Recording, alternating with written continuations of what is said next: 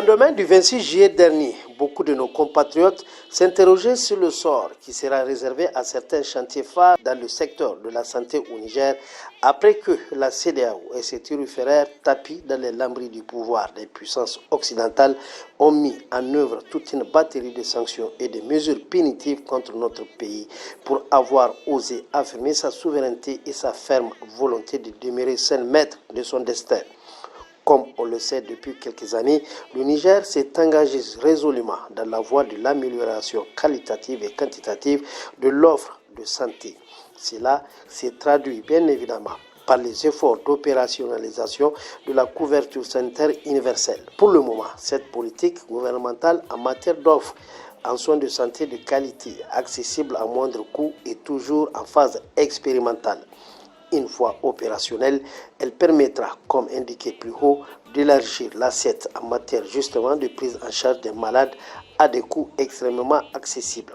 Le nouveau ministre en charge de la santé publique, de la population et des affaires sociales, le médecin-colonel-major Garba Hakimi, conscient de l'importance qu'accorde le CNSP et le gouvernement, au premier chef desquels, le général de brigade Abdourahmane Tchani, déclare dès son entrée en fonction que son département ministériel n'entend ménager ni ses efforts, ni ses moyens, ni encore son temps pour conduire à bon port ce processus qui s'annonce comme un tournant dans l'histoire de la santé publique au Niger.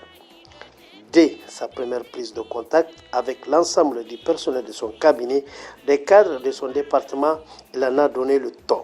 Citant le président du CNSP relativement à son message à la nation du 28 juillet dernier, le ministre Garba Hakimi a tenu un langage clair sur sa volonté de réussir le processus en cours d'opérationnalisation de cette CSU. Une adresse qu'il a voulu limpide s'agissant de cette mission, certes difficile mais très noble. C'est pourquoi il entend asseoir sa gouvernance sur des principes comme la remise des agents, de tous les agents au travail, la transparence, la redevabilité, le concours de tous et de chacun dans la réalisation des vœux de plus haute autorité en matière d'offres de santé aux Nigériens. La machine doit tourner sans pression ni menace aucune. Le médecin-colonel entend inaugurer une nouvelle ère où la responsabilité de l'agent est de mise. Pour lui, tout agent n'est sanctionné que par sa propre responsabilité, entendez par là sa propre turpitude dans le cas où il a failli devant elle. Dans la foulée, et pour répondre efficacement à la lettre de mission à lui confier, comme tout bon responsable, il a d'abord entrepris de faire une tournée d'évaluation dans les différentes structures relevantes de son ministère. Une série de visites à laquelle son département a accordé une importance toute particulière en ce qu'elle permet de s'enquérir de l'état de fonctionnement des structures visitées. L'hôpital national de Niamey est un hôpital de 3e niveau, entre autres missions. C'est de servir de centre de référence aux autres formations sanitaires, que ce soit de Niamey comme de l'intérieur du pays. Pour accomplir une telle mission, il faut un plateau technique excellent, surtout en imagerie, genre le scanner. Le scanner, vous savez que c'est un appareil qui permet de détecter les lésions du malade et de pouvoir savoir au fait quel type de traitement il faut faire. Aux premières heures de son installation, l'autre mesure phare de son département reste l'activation d'un plan blanc face à la menace de l'agression de la CEDEAO. Conformément au vœu du président du Conseil national pour la sauvegarde de la patrie, son Excellence le général de brigade Abdourahmane Tchani, chef de l'État, et son Excellence M. Mohamed Lamine Zen, Premier ministre, chef de gouvernement, j'engage l'ensemble des responsables à tous les niveaux d'assurer la fonctionnalité des services et de prendre toutes les mesures utiles pour la permanence des prestations et l'augmentation des capacités à travers la réaction du plan blanc ou plan de mise en alerte des services hospitaliers.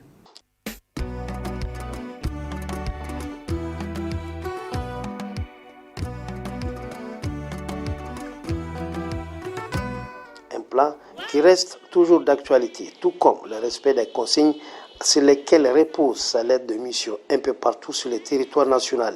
À Dosso, par exemple, la direction régionale de cette localité, avec l'appui du gouvernorat, a déjà à cœur de remettre les agents au travail. Entre visites sur le terrain pour contrôler la présence effective des agents au travail et le souci de s'enquérir de l'état de fonctionnement des structures d'une part et des fréquents coups de fil pour suivre la cadence du travail à leur sein d'autre part, les responsables de la DRSP ne font pas dans la dentelle en ce qui concerne la traduction en actes des consignes reçues de Niamey. La seule région compte environ 195 CSI dont le fonctionnement n'échappe pas à la vigilance des représentants régionaux des autorités sanitaires de Niamey, toute chose à laquelle tient le CNSP, le gouvernement de transition. Nous sommes engagés pour que véritablement nous assurions cela et à tous les niveaux.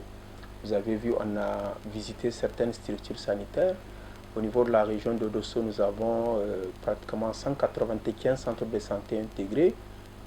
Tous ces 195 CSI fonctionnent à temps plein, quand je dis à temps plein, 24 heures sur 24, avec des ressources humaines qui sont disponibles, qui assurent la permanence des services. On a vu à tous les niveaux la disponibilité de médicaments, en tout cas les médicaments essentiels, parce que le système a prévu un certain nombre de médicaments essentiels qui doivent être disponibles à tous les niveaux. Vous avez vu lorsqu'on a visité les CSI en question, notamment celui de Guérin-Kéry, nous avons véritablement constaté cette disponibilité de ces médicaments, mais aussi d'autres intrants, notamment le vaccin, parce qu'il faut assurer une couverture vaccinale effective pour pouvoir garantir la sécurité sanitaire, surtout protéger la population, notamment le groupe cible, les enfants et les femmes, des épidémies. Et en tout cas, depuis tout ce temps, nous n'avons pas connu de rupture en vaccin. Vous avez vu, les chaînes de froid fonctionnent très bien. Et évidemment, ce qui constitue un motif de satisfaction. Pour ce qui est de la fréquentation, là encore, le constat est sans appel. Les salles de consultation ne désemplissent pas en milieu urbain comme en milieu rural. De tout temps, l'accueil des malades est considéré comme faisant partie intégrante de la médication elle-même. Désormais, la qualité de cet accueil est devenue non négociable et les agents ont pour ordre de veiller au meilleur accueil possible des malades. La fréquentation, et là vous avez constaté du côté de la CPN, du côté de curatif, la vaccination aussi, ça, tout marche bien quoi. Tout marche très bien aussi. Par rapport à ce que les gens sont en train de dire, vraiment je peux dire que c'est pas ça quoi, c'est pas la réalité. Parce que c'est nous qui sommes les acteurs du terrain. C'est nous qui vivons les réalités aussi des communautés, qui sont en contact direct avec la communauté. Depuis l'avènement du 26 juillet, je pense que tout est en train de s'améliorer. La fréquentation a toujours augmenté. Par rapport au passé, ce que je viens de voir, ça a toujours été la bonne chose. Donc la fréquentation est toujours bonne. Par rapport aux années passées ou bien à l'intérieur, donc la fréquentation est très bonne. Wallahi han kul dirka loktor kwara irgudu ku bayan hanna loktor ido.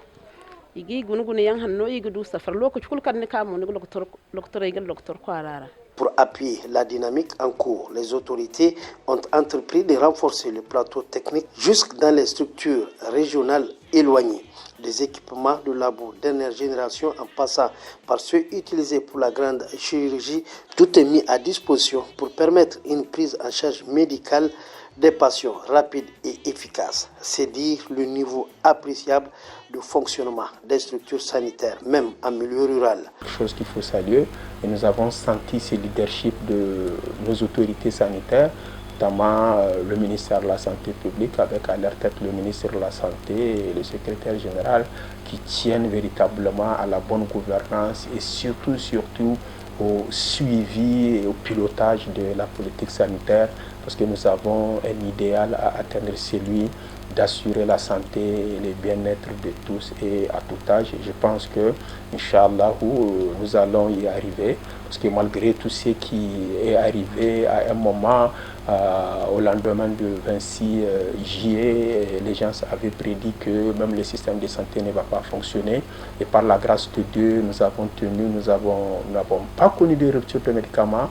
Vous avez vu, on a été sur le terrain avec vous, la population fréquente normalement les centres de santé et c'est cela en réalité l'une des valeurs, l'un des caractères que nous devons développer, ce leadership, ce caractère résilient pour pouvoir gérer cette complexité. Inch'Allah, nous allons y arriver, surtout avec ce que nous avons comme soutien de nos autorités dans ce sens. Au niveau des pharmacies, que ce soit dans les CSI ou dans les hôpitaux régionaux, l'on ne signale aucune rupture en médicaments essentiels.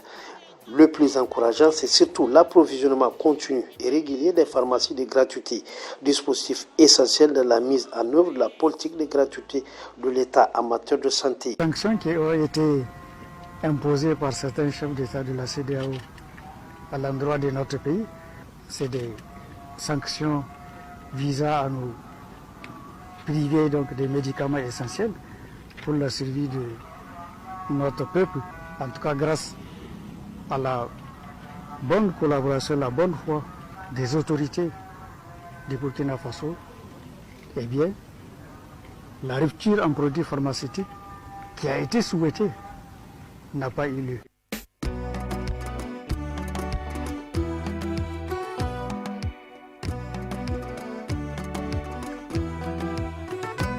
Comme on le voit donc, au bout de 6 mois de gouvernance, malgré les contingences liées aux sanctions irraisonnées de la CEDEAO, le secteur de la santé s'est bien comporté, contrairement à ce que bien des personnes mal intentionnées ont souhaité voir.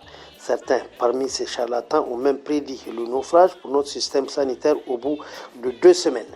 Aujourd'hui, 6 mois après, non seulement le système a tenu, mais mieux, il semble plus que jamais immunisé contre les intrigues funestes de ceux qui ont voulu le plomber, grâce à la vigilance et à la perspicacité des autorités au plus haut niveau. Ces charlatans et tous ces vendeurs d'illusions ont oublié que notre armée, ce n'est pas seulement le métier des armes, c'est un corps discipliné, compétent, qui regorge des cadres aussi valeureux, voire plus valeureux pour avoir été dans les grandes écoles post-maîtrise ou post-doctorat. Le parcours du colonel-major Garba Hakimi en est une illustration. Médecin de son état, le colonel-major Garba Hakimi est un chirurgien renommé, avec de solides connaissances du système sanitaire de notre pays, bien que servant au sein des forces armées nigériennes. C'est donc avec assurance que le Niger poursuit le processus d'opérationnalisation de cette couverture sanitaire universelle au grand bonheur de nos populations.